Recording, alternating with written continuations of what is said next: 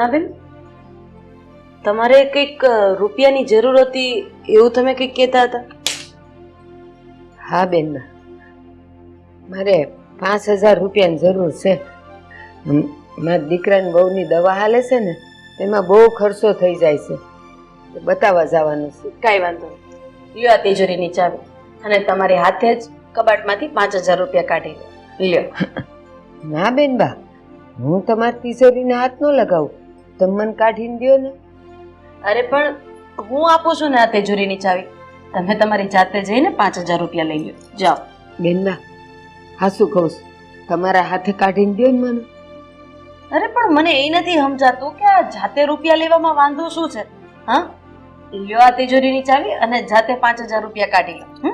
લો. ના પણ તમને શું વાંધો છે, તમે કાઢી દે ને, હું કોઈની તિજોરીને હાથ ન લગાવું. જો મારી વાત સાંભળો અરુણાબેન, આ તમારા શેઠ છે ને એ બાજુની રૂમમાં છે, એમને મારું કંઈક કામ હતું, આ ચેકમાં સહી કરાવવાની છે. તમે જાઓ ને, લો આ 5000 રૂપિયા તમારી જાતે જ કાઢી લો. હા, અને મને તમારી ઉપર પૂરો વિશ્વાસ છે, 5000 રૂપિયા જ કાઢજો. સારું બેન. અને હા, આ તિજોરીની ચાવી આપણે બેડની બાજુમાં જે ટેબલ છે ને એના ખાનામાં મૂકી દેજો. સારું.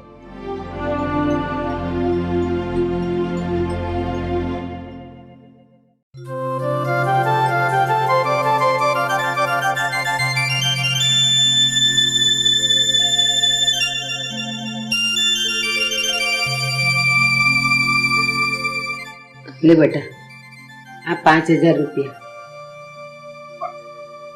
5000 રૂપિયા બા? હા. પણ એટલા બધા રૂપિયા તમે ક્યાંથી લાવ્યા? તારે હોસ્પિટલ બતાવવા જવાનું છે ને, રાખ તારી પાસે. ક્યાંથી આવ્યા એ નહીં પૂછ. બા, એમ થોડી ચાલતા હશે. આપણા ઘરમાં આટલી મોટી રકમ આવે એટલે પૂછવું તો પડે ને. હા બા, બોલો ને. હા, પૈસા ક્યાંથી લાવ્યા? બેટા, હું જ્યાં કામ કરું છું ને એ મારા શેઠાણીએ આપ્યા છે. એનો સ્વભાવ બહુ સારો છે, બહુ દયાળુ છે, એમણે આપ્યા. અરે પણ બા, તમારો પગાર તો માત્ર 2000 રૂપિયા છે. અને આ 5000 રૂપિયા, આ 5000 નું પણ કઈ રીતે આપી શકે તમારા શેઠાણી? હા બા, કોઈ આટલું પણ સારું કેવી રીતે હોઈ શકે કે 2-2.5 મહિનાનો પગાર તમને પહેલા જ આપી દે? બેટા, તું મારા શેઠાણીને નથી ઓળખતો. એ એટલા દયાળુ છે. આ આપતી વખતે એણે એવું કીધું કે આ તમે લઈ જાઓ અને તમે આ પાછા નહીં આપો ને તોય ચાલશે. પણ બા, આ તમારા શેઠાણી આટલા બધા મહેરબાન શું કામ થાય છે તમારા પર? અચાનક જ આટલો બધો પ્રેમ તમારા પર આવવાનું કારણ શું? બસ હવે બહુ સવાલ નહીં કર. મેં કીધું ને, મારા શેઠાણી બહુ દયાળુ છે અને આવી રીતે અવારનવાર મદદ કરતા જ રહે છે. પણ આ બધી લપ મૂક અને જા, જલ્દી આને હોસ્પિટલ લઈ જા. હાલો, મારે અંદર કામ છે, હું કામ પતાવું અને તમે લોકો હોસ્પિટલ જઈ આવો.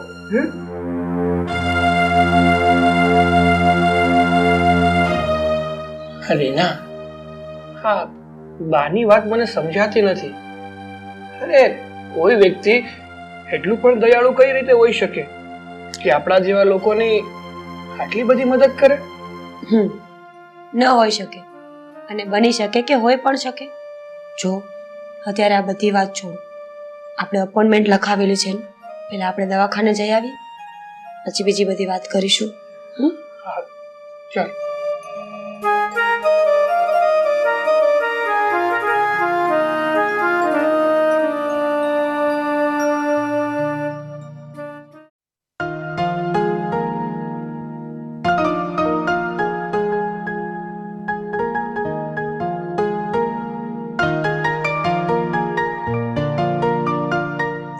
હા, બોલો ને. નાના ડોક્યુમેન્ટ્સ મોકલી આપ્યા છે, તમે ચેક કરાવી લેજો. Okay okay. હા હા, જોડાવી લઉં છું, ડોન્ટ વરી. યા. અરે સાગરભાઈ, એક સેકન્ડ, હા, ફોન કરું છું. બોલ રવિ, કેમ છે?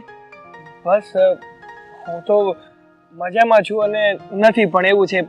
તમે કહો ને, તમે કેમ છો? હું તો એકદમ ફિટ એન્ડ ફાઇન, પણ તું કંઈક મૂંઝવણમાં હોય એવું લાગી રહ્યું છે. શું થયું છે? કોઈ પ્રોબ્લેમ છે? જો સાગરભાઈ, એમાં એવું છે કે આ મારી પત્નીની હમણાં થોડાક સમયથી તબિયત ખરાબ છે, એટલે હું એને લઈને દવાખાને ગયો હતો. હા, પણ સાગરભાઈ, મારે તમને એક વાત પૂછવી છે. આ તમારા મમ્મી મારા મમ્મી ઉપર એટલા મહેરબાન કઈ રીતે થયા છે? શું વાત કરે છે? મને તો કઈ સમજ નથી પડતી. મારા મમ્મી તારા મમ્મી ઉપર મહેરબાન થયા એટલે કઈ સમજાયું નહીં. એટલે જો સાગરભાઈ, હું કહેવા એ માંગુ છું કે આ તમારા મમ્મીએ છે ને મારા મમ્મીને 5000 રૂપિયાની મદદ કરી હતી, અને એ પણ એ કહીને કે તમે આ પૈસા મને પાછા નહીં આપતા. અને આ એકવાર નહીં, આની પહેલા પણ ઘણી વાર તમારા મમ્મીએ મારા મમ્મીની મદદ કરી છે. જો આ વિશે મને કોઈ જાણ નથી. મારા મમ્મી શું કામ મદદ કરતા હશે અને શું કામ રૂપિયા આપતા હશે એ વાત તો મારા મમ્મીને જ ખબર હશે ને. જો એક કામ કરું છું, મારા મમ્મીને પૂછી લઉં છું અને પૂછીને જાણ મેળવું છું. હા હા, સારું ભાઈ, તમે ઘરે જઈને હા શેઠાણી બાને પૂછી લેજો કે એક મદદ કરીને અમારું ઘર તો ગીરવી નહીં લઈ લઈને. અભી આ શું વાત કરે છે તું? આવી વાતો કરીને અમારા લોકો ઉપર આરોપ નાખી રહ્યો છે. ના ના ભાઈ, આરોપ નથી નાખતો, પણ જુઓ ને, મને પણ શંકા થાય છે. મારી જગ્યાએ તમે હોય ને તો તમને પણ શંકા તો થવાની જ ને. હશે હવે. આમ પણ મેં તને કહ્યું તો ખરા, આ બધી બાબત હું ઘરે જઈને જાણી લઉં પછી તને કહી શકું. એક કામ કર, તું અત્યારે તારું કામ પતાવ અને હું પણ મારું કામ પતાવવા જઈ રહ્યો છું. મને જેવી કંઈ ખબર પડશે એટલે એને બોલાવીને જાણ કરી દઈશ. સારું, ચાલ, ધ્યાન રાખજે. હા.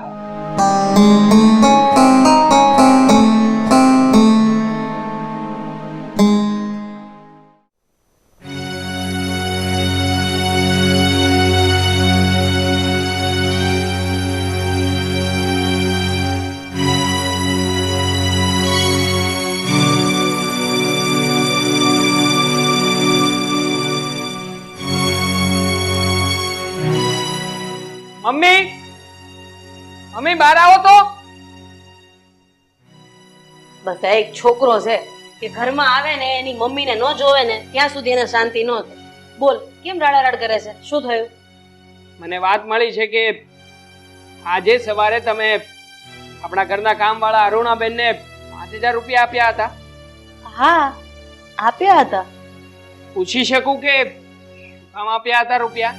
હા બેટા, એના દીકરાની વહુને મજા નથી અને હોસ્પિટલ લઈ જવાની હતી એટલે આપ્યા હતા.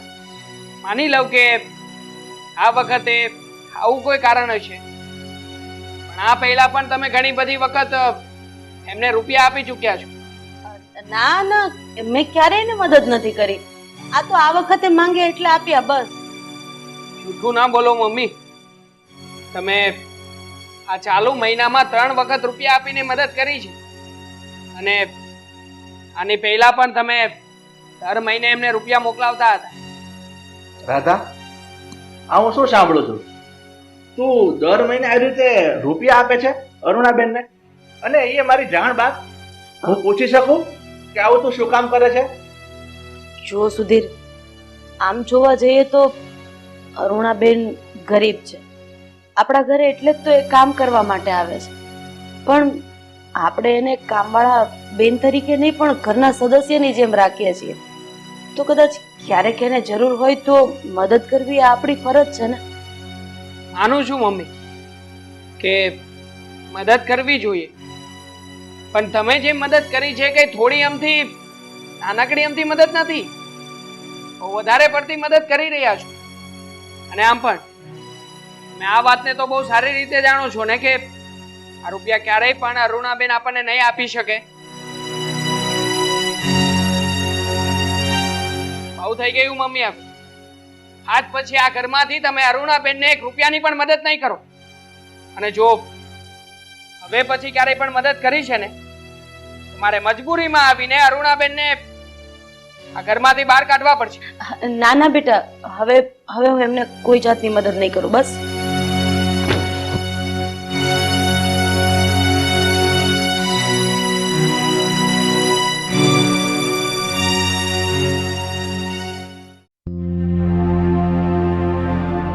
શા, એક કપ ચા બનાવી દે જલ્દી. ચા તો બનાવી દઉં, પણ હું શું કહું છું, હા, મમ્મી પપ્પા કઈ વાતને લઈને ઝઘડો કરતા હતા? આઈ મીન બહુ જોર જોરથી અવાજ આવતો હતો ને, શું થયું છે? મમ્મી પપ્પા નહોતા, હું જ હતો.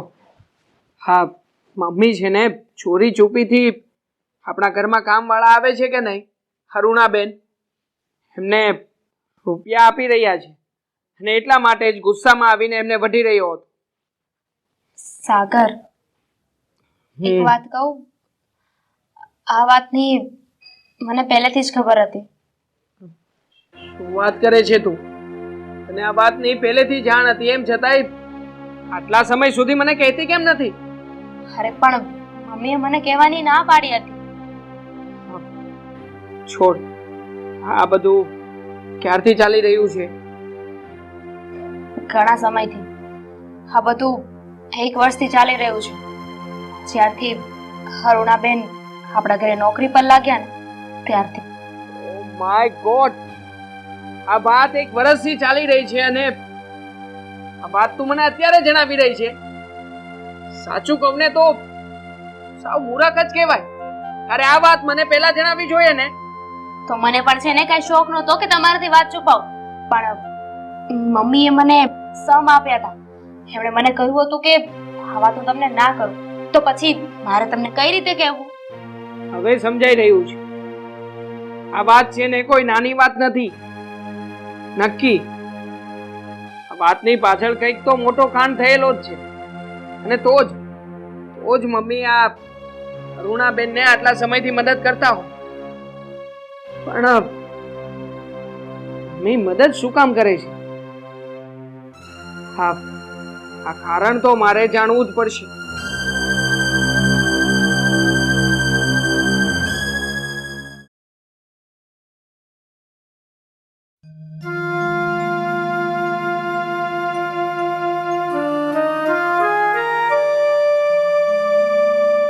બેટા, અરે મેં તને ના પાડી હતી ને કે તું મારા દીકરાને આ બાબતે કોઈ વાત નહીં કરતી. હા, ના પાડી હતી. તો પછી તે શું કામ કીધું એને? હા, કે અરુણાબેનને હું રૂપિયા આપું છું. પણ શું કરું મમ્મી, મારી એ મજબૂરી હતી ને. આખરે મારે એમને વાત કરવી જ પડી. કે પણ શું કામ કરવી પડી એ જરાક મને કહીશ? અને એવી તે કેવી મજબૂરી? અરે ક્યારેક ક્યારેક બિચારા આપણી પાસેથી રૂપિયા લઈ જતા હતા. ક્યારેક ક્યારેક જૂઠું બોલવાનું રહેવા તો મમ્મી. અરુણાબેન જ્યારથી આ ઘરમાં કામે લાગ્યા છે ને ત્યારથી તમે એમને રૂપિયાની અને કપડાની બધી જ મદદ કરો છો. હા, ક્યારેક ક્યારેક ના કહેવાય મમ્મી? જે હોય, અરે એ આપણા ઘરમાં કામ કરે છે, આપણે એને કામવાળા તરીકે નહીં પણ આ ઘરના સદસ્ય તરીકે માનીએ છીએ. અને બેટા, આવા લોકોને મદદ કરીએ તો ખોટું શું છે? આમાં ખોટું કંઈ નથી. બસ તો હું તને એ જ કહેવા માંગુ છું કે હું તારી સાસુ છું, જેમ હું કહું એમ કર્યા કર ને બેટા. હા, એ વાત સાચી છે કે તમે મારા સાસુ છો, પણ સાગર એ મારા પતિ છે ને, અને હું મારા પતિથી કોઈ વાત છુપાવવા નથી માંગતી. એમનાથી છુપાવીને કોઈ કામ નથી કરવા માંગતી. તમારી જેમ. તમારી જેમ એટલે મારો કહેવાનો મતલબ શું છે? તારે જે કેવું હોય એ સીધા શબ્દોમાં કહી દે, કઈ વાંધો નહીં. રહેવા દો ને મમ્મી, સીધા શબ્દોમાં વાત કરીશ ને તો તમને ખોટું લાગી જશે. પણ તોય તમે જો એટલી મદદ કરવા માંગતા છો તો ઘરમાં બધાને વાત કરી દેવી જોઈએ ને. આ વાતને છુપાવવાનો શું મતલબ છે? તમે પપ્પાથી આ વાત કેમ છુપાવી રાખી? તમે પપ્પાથી આ વાત કેમ છુપાવી? બોલો ને મમ્મી, છે કોઈ જવાબ?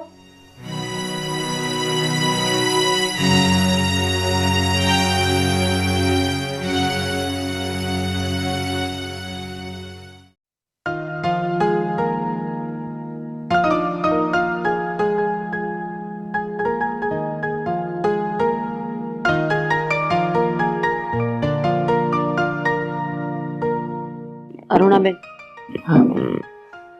મારે મારે તમારી સાથે થોડી વાત કરવી છે. હા બોલો ને.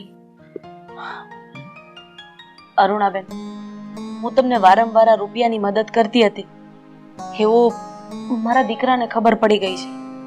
તો તમને એ વાતની જાણ છે ખરી કે મારા દીકરા સુધી આ વાત કઈ રીતે પહોંચી? એને કેવી રીતે ખબર પડી કે હું તમને વારંવાર રૂપિયા આપું છું? હા બેનબા, મારા દીકરાએ કહી દીધું. તમારા દીકરાએ? મારા દીકરાને મને તો કઈ સમજ નથી પડતી આ વાતમાં. મારા દીકરાએ મને ઘણીવાર પૂછવાની કોશિશ કરી, પણ મેં નથી એને કઈ કીધું. પણ એકવાર એવું બન્યું કે સાગરભાઈ મારા દીકરાને ક્યાંક રસ્તા મળ્યા હશે, તો મારા દીકરાએ વાત વાતમાં એને પૂછી નાખ્યું ને સાગરભાઈથી બોલાઈ ગયું અને જવા દો ને, બધો ભાંડો ફૂટી ગયો. સાચી વાત છે, ભાંડો તો ફૂટી ગયો. જો અરુણાબેન, મને વિશ્વાસ છે કે તમને વાત કરવા માટે મારો દીકરો હમણાં તમને બોલાવશે, પણ તમે ગભરાયા વગર વિના સંકોચે એની સાથે વાત કરી લેજો. જો તમારાથી પછી નહીં સચવાય ને તો હું સાચવી લઈશ, પણ બને ત્યાં સુધી એની સામે ચહેરા ઉપર કોઈ પણ જાતની ગભરામણ નહીં દેખાડતા. હા, પણ એને કોઈ આડાવડા સવાલ પૂછી નાખ્યા તો હું શું કરીશ? મેં કીધું એમ, જેમ મેં અત્યાર સુધી ખેંચ્યું છે ને એમ તમે પણ ખેંચો. બાકી જે થશે એ જોયું જશે. હા, તમે તમારું કામ ચાલુ રાખો. એ બોલાવે તો તમે ત્યાં જતા રહેજો અને વિના ગભરાયા જવાબ આપી દેજો. હું તમારા માટે જ ચા બનાવું. તમે અત્યારે કામ પતાવો, મારે ચા નથી પીવી.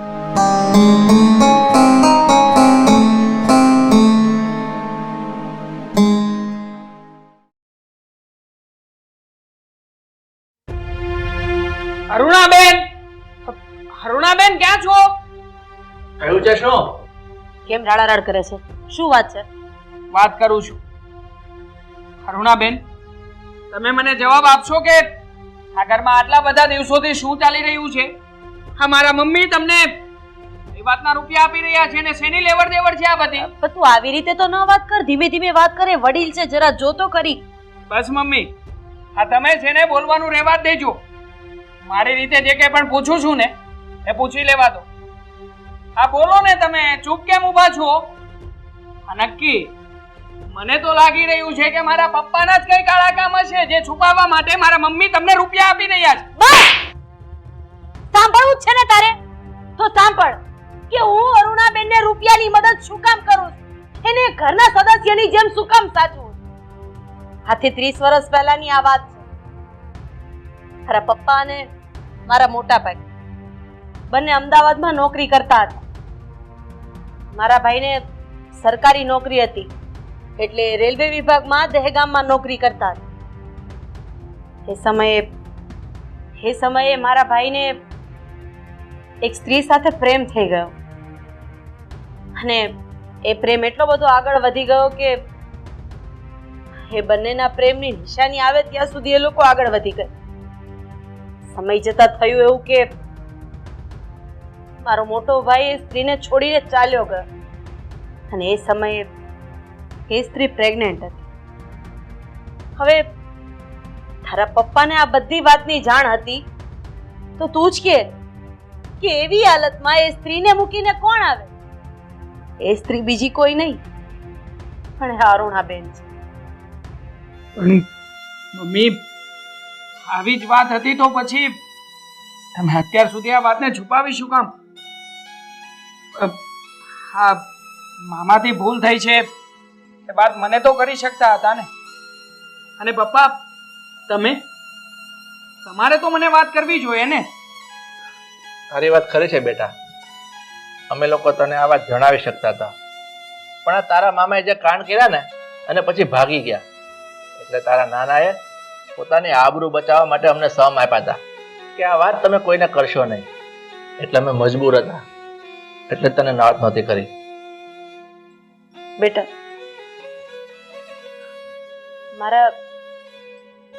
મારા ભાઈએ તો અરુણાબેન પ્રત્યેની કોઈ ફરજ નથી નિભાવી. પણ અમારાથી થાય એટલું તો અમારે કરવું જોઈએ ને.